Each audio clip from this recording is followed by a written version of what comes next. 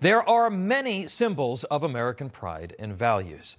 In the mid-20th century, there was perhaps none bigger or bolder than the SS United States. I had the honor of going aboard America's flagship last week to learn about her incredible history and her plight. Watch. The United States was floated on June 23, 1951.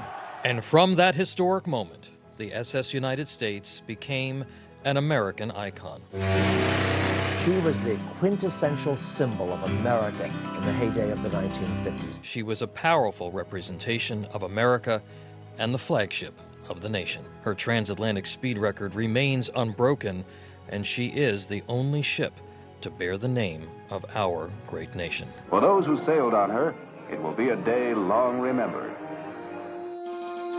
She is an icon of the American century, but now she's in trouble. We need a new home for this ship. She is not welcome here. Our landlord has doubled our rent. We're in trouble. Susan Gibbs is the granddaughter of the ship's designer William Francis Gibbs and the president of the SS United States Conservancy, a nonprofit organization that has been working tirelessly to raise funds and redevelop the vessel. We have made steady progress, beginning with developing a base of supporters from every state in the nation, 40 countries overseas, helping raise awareness of the fact that the ship is still here. And so she's developed a huge following. It would be an absolutely transformative economic revitalization of the waterfront where she would make her home. Because of course there would be the shoreside elements of refurbished pier, green space, and then of course the ship itself, 500,000 square feet of space that would be reactivated as a bunch of different uses, from museum to event space to an awesome hotel, and there would be nothing else like her anywhere. But there's a problem.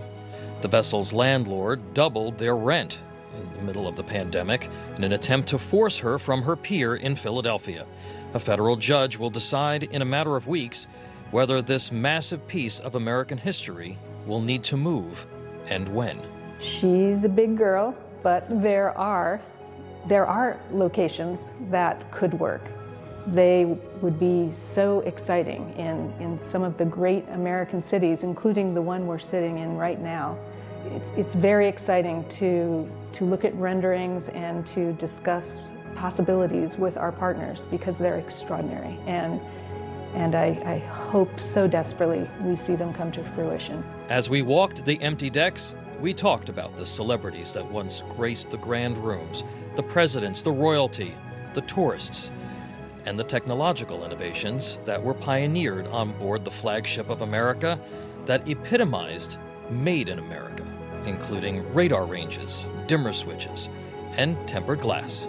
Tempered glass and dimmer switches, who knows? We trace it all back to this ship. I asked Gibbs if the loss of the United States would be a propaganda victory for enemies of this country. It will be a very grim spectacle. This ship bears the name of our nation, and if our country cannot figure out a way to hold on to her, to keep her afloat after all this time, it will really be unfortunate. What's your message for President Biden, former President Trump, other elected officials about the importance of engaging with the Conservancy at this time to explore alternative locations?